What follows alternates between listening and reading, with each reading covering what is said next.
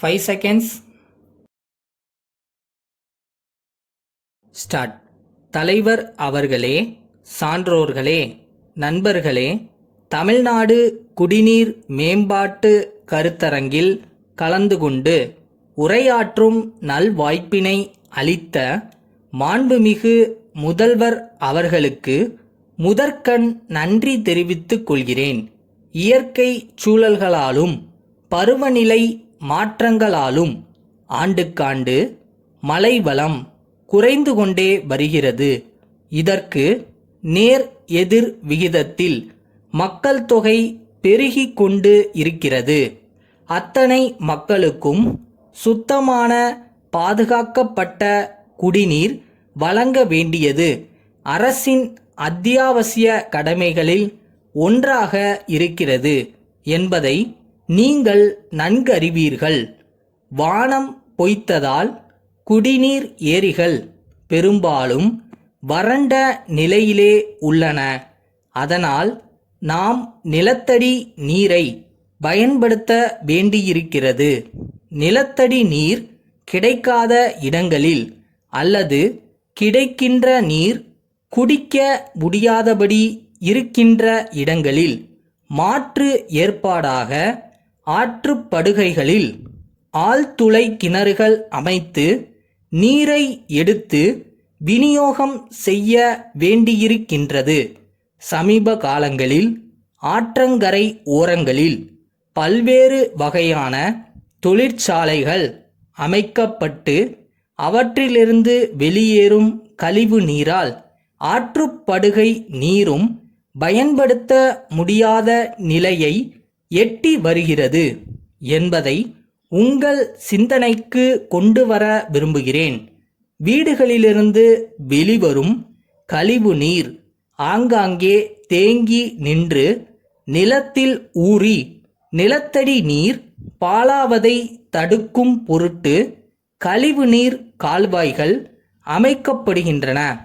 நகராட்சி பகுதிகளில் பாதாள சாக்கடை வசதி செய்யவும் நடவடிக்கை மேற்கொள்ளப்படுகிறது.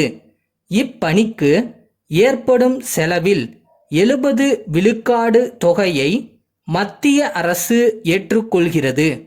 மீதமுள்ள தொகையை தொடர்புடைய நகராட்சிகள் ஏற்றுக்கொள்ளும் என்பதை தெரிவித்துக் கொள்கிறேன். மேலும் ஆற்று நீரோடு கழிவுநீர் கலப்பதால் ஏற்படுகின்ற பாதிப்புகள் பற்றியும் அவற்றை தடுப்பது பற்றியும் ஆய்வறிக்கை அளிப்பதற்காக அமைக்கப்பட்ட குழு தன்னுடைய அறிக்கையினை அரசுக்கு அளித்துள்ளது. அந்த குழுவின் பரிந்துரைகளின்படி கழிவுநீர் ஆற்றில் கலக்காமல் தக்க நடவடிக்கை எடுக்கப்பட்டு வருகின்றது. ஆற்றங்கரை ஓரங்களில் புதிய தொழிற்சாலைகள் தொடங்கப்படுவதற்கு தடை விதித்துள்ளோம். அதோடு ஏற்கனவே நிலத்தடி நீரில் கலந்துள்ள உப்பு தன்மையை போக்க முடிந்த இடங்களில் எல்லாம் மழை தண்ணீரை தேக்கி வைக்க குட்டைகளும் அமைக்கப்பட்டு வருகின்றன. இப்படிப்பட்ட நடவடிக்கைகளை எல்லாம் நாம் மேற்கொண்டாலும் இன்னும் 20 ஆண்டுகளில் மக்கள் தொகை பெருக்கத்தாலும் வேதியியல் மாற்றங்களினாலும் கடுமையான வறட்சியை சந்திக்க நேரிடும் என்று விஞ்ஞானிகள் எச்சரிக்கை விடுத்துள்ளனர். அதனால் நாம் கடல் நீரை குடிநீராக மாற்றும் கட்டாயத்திற்கு தள்ளப்பட்டுள்ளோம். மேலை நாடுகள் சிலவற்றில் இத்திட்டம் வெற்றிகரமாக செயல்படுத்தப்பட்டு வருகின்றது. அதனை ஆராய்ந்து குறைந்த செலவில் குடிநீர் கிடைக்க தொழில்நுட்ப வல்லுநர் குழு ஒன்றை அமைத்து உரிய நடவடிக்கை மேற்கொள்ள இருக்கின்றோம் என்ற மகிழ்ச்சியான செய்தியை தெரிவித்து விடைபெறுகின்றேன். நாகப்பட்டினம் மீன் வளர்ச்சி மற்றும் பயிற்சி இணை இயக்குனர் திரு கு. மாதவன் சென்னை மீன்துறை இயக்குனருக்கு எழுதிய கடிதம்.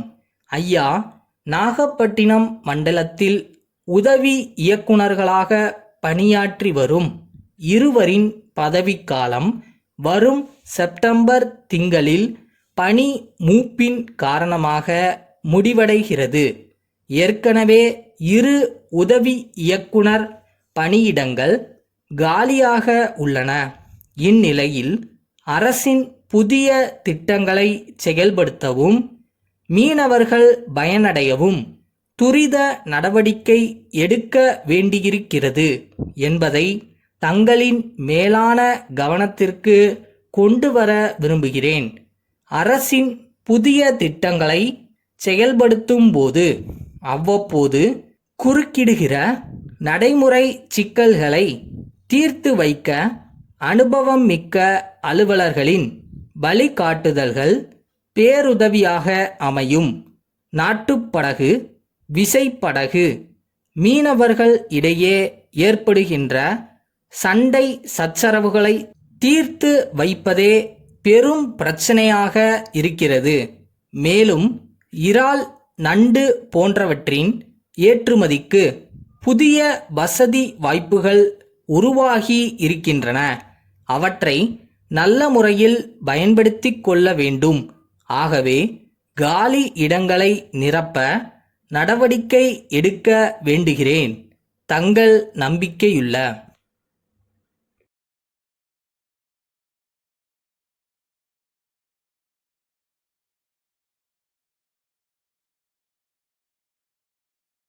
என்னப்பா சும்மா கனவு கண்டுட்டே இருந்தா போதுமா? இறங்கி வேலை செய்ய வேணாமா? செய்வோமா?